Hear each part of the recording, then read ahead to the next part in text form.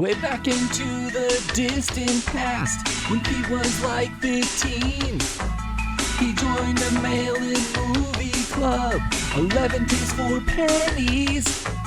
And now cut to 2025, the movie club caught on to Pete's life, and now they want to punish him, so they trapped him in a room with a bunch of movie tapes. Pete didn't want to pay for the movies he got in the 90s. He'll have to watch random horror tapes and tell us about gore and probably some rape. Now keep in mind, Pete didn't pick. They use random numbers and a long list. He's got to get through every movie, one each day for the time we can't foresee. Helpful snowman roll call. Anxiety. Grouchiness. Entropy. Snow. If you're wondering why he did this song and other FAQ facts, just shut up and listen to this show, or fuck it, take a nice nap. It's Helpful Snowman Podoween 2025. All right, everybody, live from the dungeon. Today's movie, NSFW. Now, when I saw that title, I was like, this could be about a lot of things, and also, this is a title that could describe a lot of horror films. You know, I wouldn't say most horror films are totally SFW or even attempting to be S-ish FW. But this one, I guess it is pretty NSFW in a way. It's about a guy who's a journalist, which we know because the film opens with him doing stuff on a computer, of course. Because, you know, we can't. There's exactly one movie where people do stuff on computers that's good, and it's called The Social Network, whatever that one is. And you're like, well, I guess if we've learned anything from The Social Network as well as the film Tron Ares, it's that computery stuff is a lot better when it's got a Trent Reznor soundtrack. But somehow they managed to make it interesting. But in that movie, there's a shockingly small amount of time actually spent click-clacking on a keyboard. I guess the other honorable mention I'll give is to the film Hackers, which I don't know if I'd call that a good movie.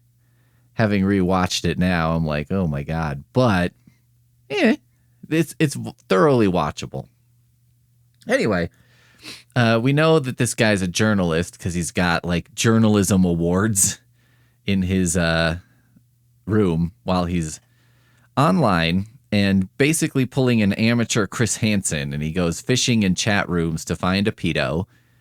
He finds one and they arranges a meeting and is like, we should meet up in the woods, and then puts together a, camera and some other stuff. And, is like, I should be careful meeting this pedophile in the woods. And he also brings an extendo baton just in case, which is like, in case you didn't know up to that point because of the accents and stuff, this is in the UK. So, I guess you don't bring just a gun, because I was like, if this is in the US, you just bring a gun, right? So, the movie's set up this way, right? Because we have to know that the person we're watching is not actually a pedo, right? We need to know. I don't like that this is the term I'm using because it makes it sound like Pete-O, which is not a term I would like to come into popular use for what we're discussing today. But we have to know with certainty that our hero here is not a pedo and is fishing and whatever. So you're like, all right, this is a reasonable way to make that work. I never watched the show To Catch a Predator, the Chris Hansen show. Like, I don't know. It seemed exploitive to me in a way that I don't enjoy. You know what I mean? If I'm watching two idiots meet without seeing each other, and then they see each other, and then they're like, we're gonna get married in a week, and it's like, this is what real love is. This isn't artificial at all.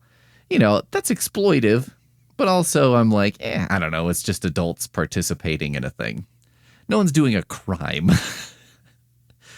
And like, I get it that I'm saying this is exploitive as someone who, enjoys the blood and guts in these movies, but like, maybe that's because I have a healthy relationship with fiction and nonfiction and understanding the difference and, understanding that the way I watch fiction and the way I enjoy fiction can be very different. You're enjoying gore in a fictional movie is very different from like watching a beheading video and being like, oh man, the gore effects are pretty amazing.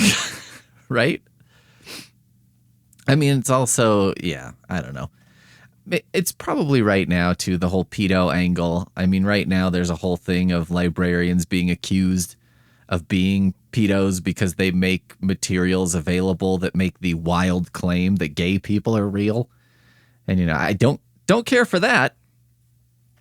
Anyway, you can kind of see, I'm not like a person who watches ahead in movies. I'm not like I'm going to try and predict what's going to happen. Like, I don't approach movies that way in general of like trying to figure out, or books or comics or anything really.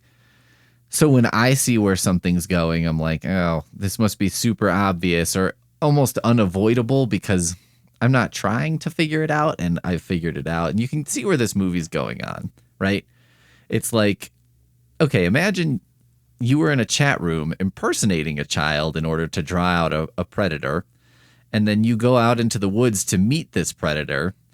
But then, how could that turn bad? Right. And it's like, well, I think the pretty obvious answer there is, what if the person on the other end, how do I know that person's a child? So, and that's what happens, right? He goes out. And instead of meeting up with a predator, he meets up with another guy who's also Chris Hansening. And so then they do a fight in the woods, and I don't think you're supposed to know at first that the other person's not a child predator, but it becomes apparent pretty quickly. So, I mean, I will say that this is a new take on the B movie concept, which is a couple of guys in the woods because it's free to film in the woods. But, this gives a unique excuse to have a movie take place in the woods and have basically only two actors and not much going on. So, I mean, that's something. Like, I'm always up for a version of this that's not a 90-minute movie of a guy walking around in a rubber suit in the woods.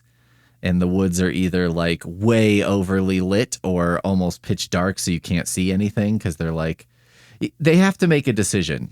They're like, this monster looks like shit, so we either need to just make it dark and be like, well, if you can't really see it, it doesn't look like shit. And it's like, I guess in the way that when I'm looking at nothing can't really look like shit. Sure. Yeah, you've got a point there. But also, maybe you don't have a point there. I don't know. Or it's like overly well lit because they just shot it during the day and we're like, fuck it. You know what I mean? And then you have a werewolf movie where you're like, okay, that's basically a furry costume, but whatever. So in the ending, our Chris Hansen, the one we've been following, the journalist, he overpowers the other Chris Hansen and makes it look like the other Chris Hansen is a pedo, even though he and we are relatively sure that the guy's not. And, what we see is an ending with like tweets and stuff on a screen where he's like, I caught him, but I'm dying. And he keeps tweeting the police to like come and help him or whatever, which I found odd. I was like, why wouldn't you just call them? You know what I mean? But anyway, I think we're supposed to be learning some kind of lesson about the truth of an online clout and all that works and stuff like that. And it's mildly disturbing in a way, because when our Chris Hansen makes it seem like the other person is a pedo and is caught, he's like elevating his social status online while, sort of forgetting that a child predator is out there, and a child predator everyone will now assume has been caught, so won't be looking for. So, that's not great, but it's a twist in the movie. So, there's something happening here. But I will say this, like, I don't love how the movie kind of dives in and out of online environments, and especially seems to sort of have this slapped on idea of social media and clout and stuff, because, like, it's proof that social media and texting are super boring in movies and also in life. Like, whenever texting pops up in a movie, I just, like, immediately kind of groan. You know what I mean? Whenever a little thing is like, whoop, and then, ew, I just can't wait for it to stop so we can move on. You know what I mean? I'm like, okay, are we getting the exposition out of the way? Can we be done with this? You know what I mean? And I'm open to all sorts of bullshit that lets us get rid of phones in movies just so I don't have to do that.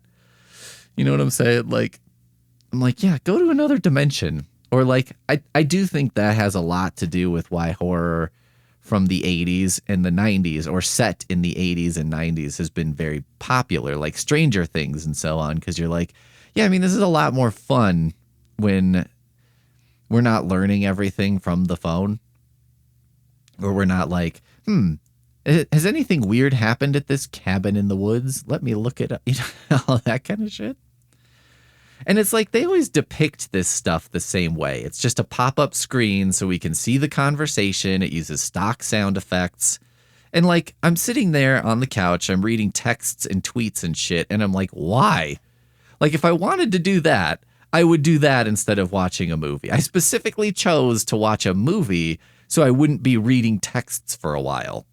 You know what I mean? This is why swimming is a great activity, even though I mostly consider swimming to be bullshit. But like, every other aspect of swimming is horrid, like having to go in the locker room that's a fucking mess, and like changing, and then you have to shower and get chlorine off you, except then you also kind of have to do an actual shower at home because you're like, yeah, I don't know what people are doing in this shower, but it just smells like a giant foot.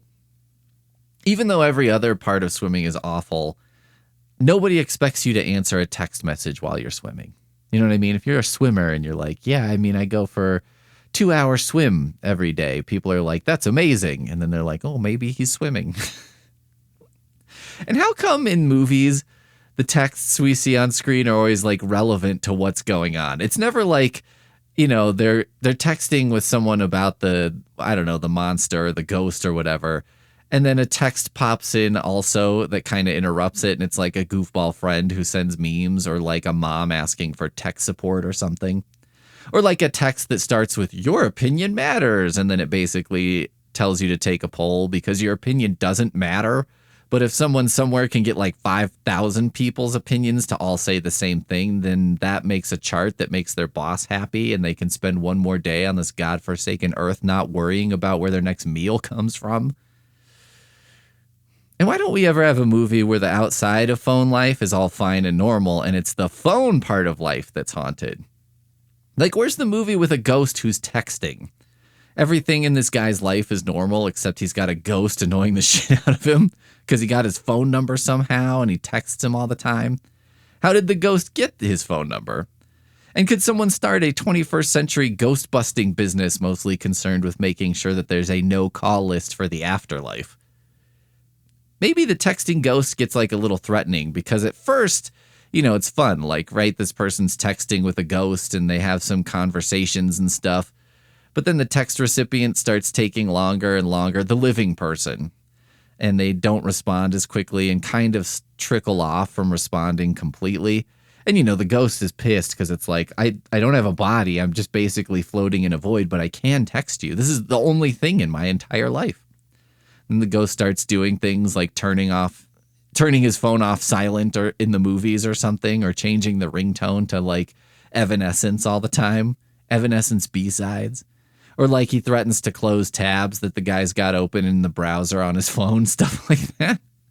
Favoriting, he's like, I'm going to open up Instagram on your phone and follow a bunch of people with butts so that your wife gets pissed off about it. You know what I mean? Obnoxious texting ghost. That's cinema. And you don't have to explain how it works because it's like, it's supernatural. It just works. That's what supernatural shit is, right? Supernatural. It's super natural. Rating NSFW as to whether I'd put it on a watch list, not like a to-watch list of movies, but a watch out for this guy kind of list. NSFW is safe from that list. I mean, it's not in like my top 5 watches of all time, but it's pretty far from being that version of criminally bad. It's Helpful Snowman Podoween 2025.